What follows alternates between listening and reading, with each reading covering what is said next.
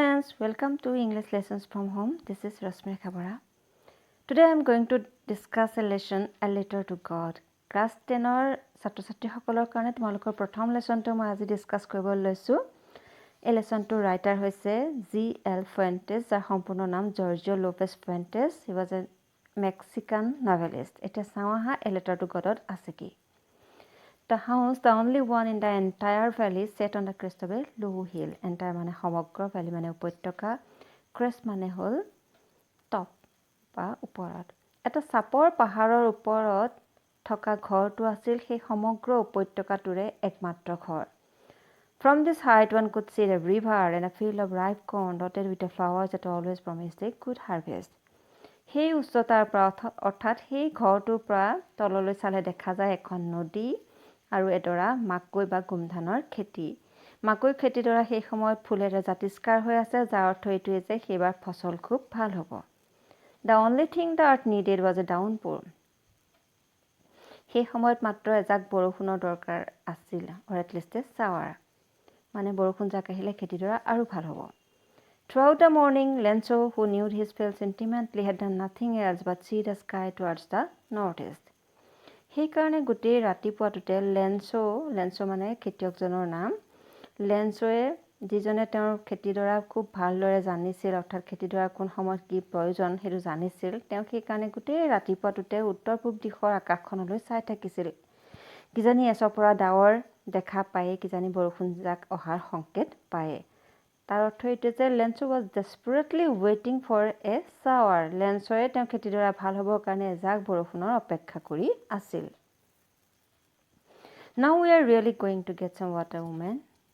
লেন্সোৱে তেওঁৰ পত্নীক ক'লে, বৰষুণ এজাক আহিব যেন পাইছোঁ। The woman who was preparing supper replied, yes, God willing. মানুহগৰাকীয়ে সেই সময়ত খাদ্যবস্তু প্ৰস্তুত কৰি আছিল। তেওঁ উত্তৰ দিলে, হয়, ভগৱানে কৰিলে বৰষুণ এজাক আহিব। The older boys were working in the field. Boys মানে ইয়াত লেন্সোৰ ল'ৰা ছোৱালীকেইটাৰ কথা কোৱা হৈছে। While the smaller ones were playing near the house until the woman called to them all, come for dinner. লেন্সোৰ ডাঙৰ ল'ৰাকেইটাই সেই সময়ত খেতিপথাৰত কাম কৰি আছিল আৰু সৰুকেইটাই ঘৰৰ ওচৰতে খেলি আছিল, আৰু সেই সময়তে মাকে সিহঁতক মাত লগালে খাবলৈ আহিবলৈ। It was during the meal that just as Lenzo had predicted মানে আগতে কোৱা বা ভৱিষ্যতবাণী কৰা। লেন্সোৱে আগতে কোৱা ধৰণেই তেওঁলোকে খাই থাকোঁতেই big drops of rain began to fall. বৰষুণৰ ডাঙৰ ডাঙৰ টোপাল পৰিবলৈ ধৰিলে। In the northeast, huge mountains of clouds could be seen approaching. আৰু উত্তৰ পূব দিশৰ আকাশখনত বিশাল আকাৰৰ পৰ্বত সমান ডাৱৰ দেখা গ'ল। Approaching মানে হ'ল আগবাঢ়ি অহা। The air was fresh and sweet. সমগ্ৰ পৰিৱেশটো তেতিয়া সতেজ আৰু মিঠা লগা হৈ পৰিল। The man went out for no other reason than to have the pleasure of feeling the rain on his body. লেন্সো অন্য কোনো কাৰণ নথকা স্বত্তেও মাত্ৰ বৰষুণ জাকক তিতিবলৈ বুলিয়েই বৰষুণলৈ ওলাই দিলে। And when he returned, he exclaimed, আৰু বৰষুণ জাকৰ তিতি আহি তেওঁ তেওঁৰ পত্নীৰ আগত ক'লে, These are not raindrops falling from the sky. আকাশৰ পৰা এইকেইটা বৰষুণৰ টোপাল নহয় দেই, they are new coins. এইকেইটা হ'ল নতুন পইচা। The big drops are 10 cent pieces and the little ones are 5 cent মানে হ'ল পইচা। যেনেকৈ আমাৰ 100 পইচা এটকা হয়, মেক্সিকোত কাৰেঞ্চি নোটটো পেছো বুলি কোৱা হয়, আৰু চেণ্টটো হ'ল পইচা।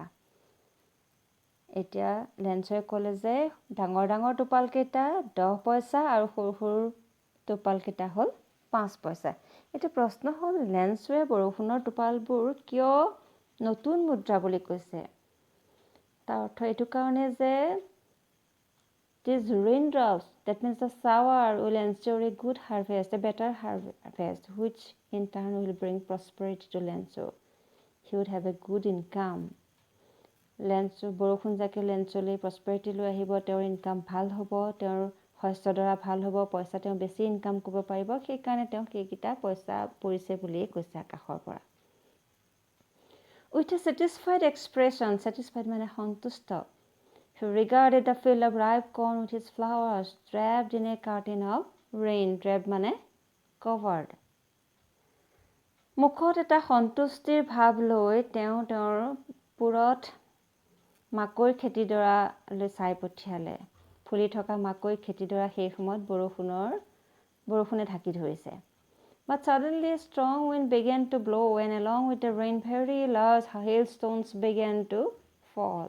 কিন্তু কথাতে কয় নহয়, ভবা কথা নহয় সিদ্ধি, বাটত আছে কণা বিধি, man proposes but God disposes, মানুহে ভাবে এটা ভগৱানে কৰে এটা।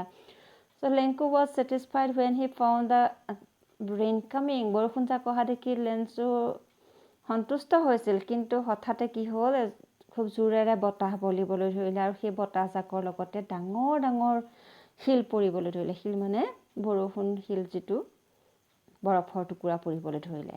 This truly did resemble new silver coins. Resemble মানে একে দেখা। এই বৰষুণৰ এই শিলৰ টুকুৰাবোৰ আচলতে সঁচা সঁচিকৈয়ে নতুন ৰূপৰ পইচাৰ নিচিনা দেখা গৈছিল, বগা বগা যে, সেইকাৰণে। The boys exposing themselves to the rain ran out to collect the frozen pearls. Frozen মানে আইচি, pearl মানে হ'ল মুক্তা। ইয়াত সেই মুক্তা যেন দেখা গৈছিল বৰফৰ টুকুৰাবোৰ। সেই মুক্তা যেন লগা বৰফৰ টুকুৰাবোৰ বুটলিবলৈ বুলি লেঞ্চৰ ল'ৰাহঁত বৰষুণলৈ দৌৰ দিলে। It is really getting bad now, exclaimed the man. লেঞ্চৰ এবাৰ চিন্তাত পৰিল। তেওঁ কৈছে, বতৰটো দেখোন বেয়াহে হৈ আহিছে। I hope it passes quickly. তেওঁ চিন্তাত পৰি পেলাই ক'লে যে সোনকালে এজাক পাৰ হৈ যোৱাই ভাল। It did not pass quickly. কিন্তু লেঞ্চই ভবাৰ দৰে বৰষুণ জাক নাথামিল। For an hour the hail rained on the house, the garden, the hillside, the cornfield, on the whole valley. এঘণ্টা ধৰি শিল বৰষুণ পৰিল। তেওঁ ঘৰত পৰিল, বাগানত পৰিল, পাহাৰত পৰিল, পাহাৰৰ নামনিত পৰিল, তেওঁৰ মাকৈ খেতিডৰাত পৰিল। সমগ্ৰ উপত্যকাটোতে এঘণ্টা ধৰি শিল বৰষুণ পৰিল। The field was white as if covered with salt. আমি জানো যে শিল বৰষুণ খেতিৰ কাৰণে বেয়া। এতিয়া এঘণ্টা বৰষুণত তেওঁৰ খেতিডৰা বৰফৰ টুকুৰাই ঢাকি ধৰিলে, যেন কোনোবাই ওপৰত নিমখে ছটিয়াই দিলেহি। Not a leaf remained on the trees. তেওঁৰ মাকৈ গছবিলাকত এটাও পাত নাথাকিল। The corn was totally destroyed. সমগ্ৰ খেতিডৰাত সম্পূৰ্ণৰূপে ধ্বংস হৈ গ'ল। The flowers were gone from the plants. আমি জানো যে ফুলৰ পৰাহে গুটি হয়, কিন্তু এতিয়া শিল বৰষুণ জাকে কি কৰিলে, মাকৈ গছবিলাকত ফুলি থকা ফুলবোৰো সৰাই পেলালে। গতিকে এতিয়া তাত আৰু গুটি ধৰাৰ চান্স নাই। তাৰমানে আমি দেখিলোঁ যে এতিয়া লেঞ্চৰ খেতিডৰা সম্পূৰ্ণৰূপে বিধ্বস্ত হৈ পৰিল। লেঞ্চৰ soul was filled with sadness. লেঞ্চৰ অন্তৰাত্মা একেবাৰে বিষাদত ভাগি পৰিল। When the storm had passed, he stood in the middle of the field and said to his sons. যেতিয়া ধুমুহাজাক হাম কাটিল, তেওঁ তেতিয়া ফিল্ডখনৰ খেতিডৰাৰ মাজলৈ গৈ তেওঁৰ ল'ৰাকেইটাক ক'লে, A plague of locusts would have left more than this. Locust তোমালোকে পাইছানে? লোকাষ্ট মানে হ'ল কাকতি ফৰিং। সেইটো এটা কীট পোক হয়, শস্যৰ কাৰণে অনিষ্টকাৰী পোক।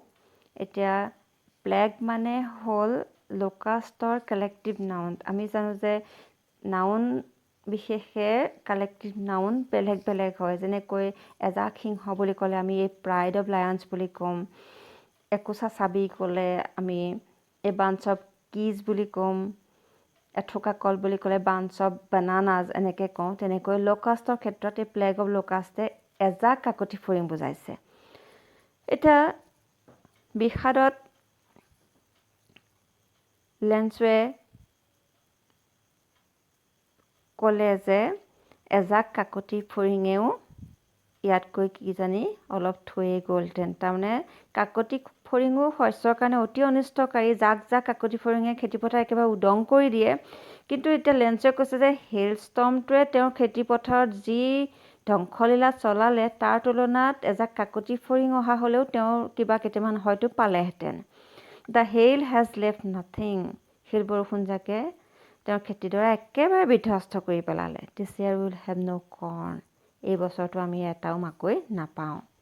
The night was a sorrowful one. সেই ৰাতিটো অতিশয় দুখ লগা ৰাতি আছিল, অতিশয় শোকাবহ। কাৰণ ইমান কষ্ট কৰাৰ পিছত যেতিয়া ফচলডৰা হওঁ হৈছিলে, তেতিয়াই যেতিয়া হেলষ্টৰ্মে মুহূৰ্তৰ ভিতৰতে সেই ফচলডৰা ধ্বংস কৰি পেলালে, এতিয়া সেই খেতিয়কজনৰ মনত বিষাদ বা বেজাৰ লাগিবনে নাই? কাৰণে তেওঁ মাত্ৰ গোটেই ৰাতিটো দুখ কৰি থাকিল যে all our work for nothing, আমি ইমান পৰিশ্ৰম কৰিলোঁ কিন্তু ফল কি হ'ল, একোৱেই আমি নাপালোঁ। There is no' one who can help us, এতিয়া আৰু আমাক কোনে সহায় কৰিব, আমাক সহায় কৰোঁতা কোনো নাই। উইল অল গ' হাংৰি দিছ ইয়েৰ, এই বছৰ আমি চব ভোকত থাকিব লাগিব। But in the hearts of all who lived in that solitary house, solitary মানে অকলশৰীয়া, in the middle of the valley, সেই উপত্যকাটোৰ মাজত থকা একমাত্ৰ ঘৰটোত যিকেইটা প্ৰাণী আছিলে, যিকেইজন মানুহ আছিলে, তেওঁলোকৰ অন্তৰত দেৰ ৱাজ এ ছিংগল হোপ, এটা মাত্ৰ আশা আছিল, হেল্প ফ্ৰম গড। কথাতে কয় নহয়, যাৰ ওচৰত কোনো নাই তেওঁৰ ওচৰত ঈশ্বৰ আছে। গতিকে লেন্সৰ আৰু তেওঁৰ পৰিয়ালৰ কাৰণেও এতিয়া একমাত্ৰ সহায় কৰোঁতা হ'ল কেৱল ভগৱান। ভগৱানে সহায় নকৰিলে তেওঁলোকক সহায় কৰোঁতা এতিয়া কোনো নাই। Don't be so upset, even though this seems like a total loss. তেওঁ পৰিয়ালটোক ক'লে, ইমান হতাশ নহ'বা, যদিও দেখা গৈছে যে আমাৰ সম্পূৰ্ণৰূপে ক্ষতি হৈছে। Remember no' one dies of hunger, এটা কথা মনত ৰাখিবা যে ভোকত কোনো নমৰে। আচলতে ভোকত মানুহ নমৰে, কাৰণ ভোকৰ পৰা পৰিত্ৰাণ পাবলৈ তেওঁ কষ্ট কৰিবই, তেওঁ খোৱা বস্তু যোগাৰ কৰিবই, কিবা এটা কাম কৰি হ'লেও তেওঁ ভোকৰ পৰা নিস্তাৰ পাবলৈ চাবই। গতিকে লেন্সে ক'লে হয়তো তেওঁলোকৰ সন্মুখতো তেনেকৈ ৰাস্তা ওলাব। That is what they say, no one dies of hunger. তেওঁৰ পৰিয়ালটোক সান্তনা দিলে যে মানুহে কয় নহয় কোনেও ভোকত নমৰে বুলি, আমিও নমৰোঁ। All through the night, Lancer thought only of his one hope. গোটেই ৰাতিটো লেন্সৰ তেওঁৰ সেই একমাত্ৰ আশাটোৰ কথাই ভাবি থাকিলে। একমাত্ৰ আশাটো কি? The help of God, ভগৱানৰ পৰা সহায়ৰ আশা। Whose eyes, as he had been instructed, see everything, even what is deep in one's conscience. Conscience মানে হ'ল মানুহৰ বিবেক, ভাল বেয়া বিচাৰ কৰিব পৰা শক্তিটো। লেন্সৰে জানে, তেওঁলোকক শিকোৱা হৈছিল বা পঢ়োৱা হৈছিল যে ভগৱানৰ চকুৱে সকলো দেখি থাকে, আনকি এজন মানুহৰ হৃদয়ৰ অভ্যন্তৰ বা বিবেকৰ ভিতৰত কি আছে সেইটোও ভগৱানে গম পাই যায়। গতিকে লেন্সৰ ইমান দুৰ্দশা হৈছে বুলি ভগৱানে নিশ্চয় জানিব। লেন্সৰ was an ox of a man, মানে এনেকুৱা বুজাইছে যে তেওঁ একদম জন্তুৰ নিচিনা শক্তিশালী মানুহ আছিল। Working like an animal in the fields, তেওঁ পৰিশ্ৰমক ভয় নকৰে, তেওঁ খেতি পথাৰত একেবাৰে জন্তুৰ নিচিনাকৈ অত্যধিক পৰিশ্ৰম কৰে। But still he knew how to write, কামত তেওঁ জন্তুৰ নিচিনা হ'লেও কিন্তু তেওঁ illiterate, he was not an illiterate person, তেওঁ অশিক্ষিত মানুহ নাছিল, তেওঁ লিখিব পঢ়িব জানিছিল। The following Sunday at daybreak, he began to write a letter which he himself would carry to town and place in the mail. পিছৰ দেওবাৰটোত ৰাতিপুৱাতে, daybreak মানে ৰাতিপুৱা, তেওঁ এখন চিঠি লিখিলে, যিখন চিঠি তেওঁ টাউনলৈ লৈ গৈ নিজে ডাকত দিবগৈ। It was nothing less than a letter to God. সেই চিঠিখন তেওঁ কালৈ লিখিছিলে? ঈশ্বৰলৈ, ভগৱানলৈ বুলি তেওঁ এখন চিঠি লিখিছিল। God, he wrote, if you don't help me, my family and I will go hungry this year. তেওঁ চিঠিখনত লিখিলে, ভগৱান, আপুনি যদি মোক সহায় নকৰে, এই বছৰ মোৰ পৰিয়ালটো আৰু মই ভোকত থাকিব লাগিব। I need 100 pesos in order to sow my field again and to live until the crop comes, because the hailstorm ... লেন্সে কি লিখিলে? যে মোক 100 পেছৰ দৰকাৰ, মোৰ খেতি পথাৰত মই আকৌ শস্য সিঁচিব লাগিব আৰু শস্যৰ ফচল নোহালৈকে মই জীয়াইও থাকিব লাগিব খাই মেলি। সেইখিনি খৰচৰ কাৰণে মোক 100 পইচা লাগে, কাৰণ এজাক শিল বৰষুণে ... বুলি দি দিছে। তাৰমানে সেইখিনি আচলতে লিখকে আমি বুজি পোৱাটো বিচাৰিছে, মানে লেন্সৰে চিঠিখনত নিজৰ দুখ দুৰ্দশাৰ কথা সম্পূৰ্ণ বৰ্ণনা কৰি ভগৱানলৈ লিখিছে। He wrote to God on an envelope, তেওঁ খামটোৰ ওপৰত to God বুলি লিখিলে। Put the letter inside, চিঠিখন ভিতৰত ভৰালে, and still troubled went to town. চিন্তান্বিত মন লৈ তেওঁ টাউনলৈ যাত্ৰা কৰিলে। At the post office, he placed the stamp on the letter and dropped it into the mailbox. Post অফিচত তেওঁ এটা ষ্টাম্প কিনি চিঠিখনৰ ওপৰত লগাই পেলাই চিঠিখন ডাক বাকচত ভৰাই দিলে। One of the employees, who was a postman and also helped at the post office, went to his boss laughing heartily and showed him the letter to God. এতিয়া ডাক বাকচত চিঠিখন দিয়া মানে পিছফালে মানুহে ধৰিলেতো।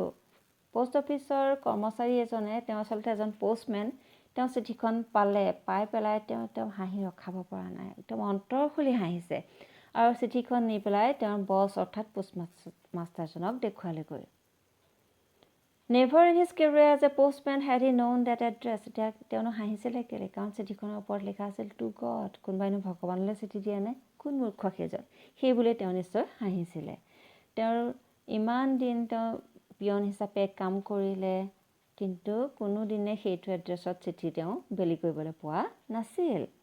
The postmaster, a fat amiable fellow, পোষ্টমাষ্টাৰজন আছিল এজন শকত-আবত বিনয়ী মানুহ, এমিয়েবল মানে নম্ৰ, polite, also broke out laughing. পোষ্টমাষ্টাৰজনৰ চিঠিখন দেখি হাঁহি ৰখাব নোৱাৰিলে। But almost immediately he turned serious. কিন্তু পিছ মুহূৰ্ততে তেওঁ একদম গহীন হৈ গ'ল। তাৰমানে তেওঁ ৰিয়েলাইজ কৰিলে যে তেওঁ হহা উচিত নহয়। And tapping the letter on his desk, commented, টেবুলৰ ওপৰত তেওঁ চিঠিখন ধৰি মন্তব্য কৰিলে, what fate, কিমান যে বিশ্বাস, I wish I had the fate of the man who wrote this letter. এই চিঠিখন লিখা মানুহজনৰ ভগৱানৰ ওপৰত যি অগাধ বিশ্বাস, সেইখিনি বিশ্বাস মোৰো থকা হ'লে। তাৰ অৰ্থ এইটোৱে যে he was greatly impressed by the fate of Lenzo on God. Starting up a correspondence with God. লেন্সৰ ইমান অগাধ বিশ্বাস যে তেওঁ ভগৱানৰ লগতো চিঠিৰে যোগাযোগ কৰিব খুজিছে। So in order not to shake the writer's faith in God, the postmaster came up with an idea, answered the letter. এতিয়া কি হ'ব, তেওঁ দেখিছে যে মানুহজন এজন সহজ সৰল খোজা খেতিয়ক, তেওঁ ভগৱানৰ ওপৰত অগাধ বিশ্বাসৰ হেতুকে ভগৱানলৈ চিঠি লিখিছে। তেওঁৰ মিছফৰ্চুনৰ সময়ত, দুখ দুৰ্দশাৰ সময়ত ভগৱানৰ পৰা সহায় বিচাৰি। এতিয়া যদি ভগৱানে উত্তৰ নিদিয়ে, এইটোতো এভিডেঞ্চ যে ভগৱানে তেওঁ কেতিয়াও উত্তৰ নিদিয়ে, ভগৱানটো চিঠিখন নাপায়গৈ। গতিকে ভগৱানে যদি তেওঁক উত্তৰ নিদিয়ে, পোষ্টমাষ্টাৰজনে ভয় খালে যে মানুহজনৰ হয়তো ভগৱানৰ ওপৰত থকা এই অগাধ বিশ্বাস একে হৈ নাথাকিব, সেই বিশ্বাস ভংগ হ'ব। আৰু তেওঁ সেইটোকে বিচৰা নাই। ইমান সাধাৰণ মানুহ এজনৰ সেই অগাধ বিশ্বাস, ভগৱানৰ ওপৰত অগাধ বিশ্বাস, সেইটো তেওঁ ইনটেক্ট থকাটো তেওঁ বিচাৰিলে। হি wanted to keep the writer's faith on God intact. সেইকাৰণে তেওঁ কি কৰিলে যে তেওঁ এটা সিদ্ধান্ত ল'লে যে he will answer the letter. তেওঁ চিঠিখনৰ উত্তৰ নিজে দিব বুলি ঠিক কৰিলে। But when he opened it, it was evident that to answer it he needed something more than goodwill, ink and paper. কিন্তু চিঠিখন খুলি তেওঁ গম পালে যে তেওঁৰ কেৱল সদিচ্ছা, চিয়াহী আৰু কাগজ থাকিলেই তেওঁ চিঠিখনৰ উত্তৰ দিব নোৱাৰে। He wants something more. কি লাগিব? Lenzo wanted 100 pesos from God. লেন্সে 100 peso বিচাৰিছিলে, সেই 100 পেচোটো দিব লাগিব। তেওঁ এনেই চিঠিখন উত্তৰ দিব নোৱাৰে, পইচা দিব লাগিব, ভগৱানৰ সহায় কৰিব লাগিব। গতিকে তেওঁ গম পালে যদিও পইচা লাগিব, তথাপিও পোষ্টমাষ্টাৰজনে সিদ্ধান্ত ল'লে যে তেওঁ চিঠিখনৰ উত্তৰ দিবই। He asked for money from his employees. 100 peso কিন্তু কম পইচা নাছিল সেই সময়ত। সেইকাৰণে তেওঁ কৰ্মচাৰীবিলাকৰ পৰাও অলপ পইচা বিচাৰিলে। He himself gave part of his salary. তেওঁৰ দৰমহাৰ কিছু অংশ তেওঁ দান কৰিলে। And several friends of his were obliged to give something for an act of charity. আৰু তেওঁৰ কেইবাজনো বন্ধুকো তেওঁ দান দিবলৈ ক'লে অলপ অলপ পইচা। এনেকৈ তেওঁ লেন্সৰ কাৰণে পইচা গোটাবলৈ ধৰিলে। It was impossible for him to gather together the 100 pesos. এইটো ইমানকৈ গোটোৱা স্বত্তেও কিন্তু 100 পেচো গোটোৱা ইমান সহজ নাছিল। তেওঁ নোৱাৰিলে 100 পেচো গোটাব। So he was able to send a farmer only a little more than half. তেওঁ মাত্ৰ আধাতকৈ কিছু বেছি পইচাহে খেতিয়কজনলৈ পঠিয়াব পাৰিলে। He put the money in an envelope. তেওঁ এটা এনভেলপত পইচাখিনি ভৰালে। এড্ৰেছটো লেন্সো, এনভেলপটোৰ ওপৰত লেন্সৰ এড্ৰেছ লিখিলে। With it a letter containing only a single word as a signature, God. আৰু চিঠিখনত মাত্ৰ এটাই শব্দ লিখিলে, God. তেওঁ God বুলি কিয় লিখিলে বাৰু? এইকাৰণে যে লেন্সৰ ভাবক যে চিঠিখন সঁচাকৈ ভগৱানৰ পৰাই আহিছে। The following Sunday, Lenzo came a bit earlier than usual to ask if there was a letter for him. পিছৰ দেওবাৰটোতে লেন্সো আহি পোষ্ট অফিচ পালেহি। তেওঁ আহি সুধিলেহি যে তেওঁলৈ চিঠি আহিছে নেকি? It was the postman himself who handed the letter to him while the postmaster experienced contentment. Contentment মানে সন্তুষ্টি of a man who had performed a good deed looked on from his office. পোষ্টমেনজনে নিজেই চিঠিখন লেন্সৰ হাতত দিলে আৰু পোষ্টমাষ্টাৰজনে ভাল কাম এটা কৰিলে মানুহৰ যি সন্তুষ্টি ভাৱ আহে, তেনেকুৱা এটা সন্তুষ্টিৰ ভাৱ লৈ লেন্সলৈ অফিচৰ পৰা চাই থাকিল। Lens showed not the slightest surprise on seeing the money. এতিয়া পইচাকেইটা পাই কিন্তু লেঞ্চৰ অলপো আচৰিত হোৱা যেনে দেখুৱালে. Lens was a bit sure that God will answer his letter. God will send him money. লেঞ্চ চিয়ৰ আছিল যে ভগৱানে তেওঁলৈ পইচা পঠিয়াবই, গতিকে পইচাখিনি দেখি তেওঁ কোনো আচৰিত নহ'ল. Such was his confidence. তেওঁৰ ভগৱানৰ ওপৰত ইমানেই অগাধ বিশ্বাস, কনফিডেন্স মানে বিশ্বাস. But he became angry when he counted the money. কিন্তু পইচাকেইটা গন্তি কৰিলৈ তেওঁ খং উঠি গ'ল. God could not have made a mistake. ভগৱানেতো ভুল কৰিব নোৱাৰে. Nor could he have denied Lencho what he had requested. আৰু লেঞ্চৰ বিচৰা পইচাকেইটাও যে ভগৱানে নপঠিয়াব তেনে কোনোটো কথা নাই. Immediately Lencho went up to the window. লেঞ্চৰে তৎক্ষণাতে ডাকঘৰৰ খিৰিকীখনৰ ওচৰ পালেগৈ. To ask for paper and ink. তেওঁ তাত গৈ কাগজ আৰু চিয়াহী বিচাৰিলে. On the public writing table he started to write with much wrinkling of his brow caused by the effort he had to make to express his ideas. তেওঁ কি লিখিম বুলি চিন্তাত কৰি একদম ভ্ৰু কুচাই চেৰাউৰি কুচাই তেওঁ চিঠিখন লিখিবলৈ ধৰিলে.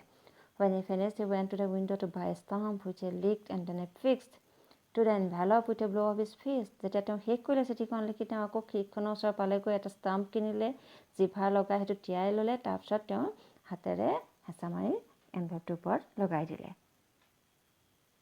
The moment the letter fell into the mailbox, the postmaster went to open it. ডাক বাকচত চিঠিখন পোৱাৰ লগে লগে পোষ্টমাষ্টাৰজনে নিজেই চিঠিখন খুলিবলৈ গ'ল. It said, God of the money that I asked for only 70 pesos is me. চিঠিখনত কি লিখা আছিলে? ভগৱান, আপুনি পঠিওৱা পইচাখিনি মাত্ৰ 70 পেছহে মই পালোঁ. Send me the rest. মোক বাকীখিনি পইচাও পঠিয়াই দিয়ক. Since I need it very much. কাৰণ মোক পইচাকেইটা বৰ দৰকাৰ. But don't send it to me through the mail. কিন্তু ডাকযোগে নপঠিয়াব. Because the post office employees are a bunch of crooks. লেঞ্চে চিঠিত কি লিখিলে যে ডাকযোগে চিঠি পইচাখিনি নপঠিয়াব, কাৰণ পোষ্ট অফিচৰ কৰ্মচাৰীসকল ঠগ.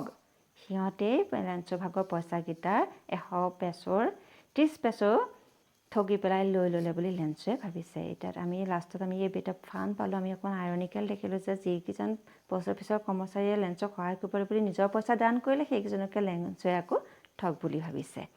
এই বাঞ্চ অফ ক্ৰুক্স বুলি কৈছে. ভগৱানক আকৌ পুনৰ ডাকযোগে পইচা পঠিয়াবলৈ আনকি মানা কৰিছে. Hope you have enjoyed the lesson. Thank you.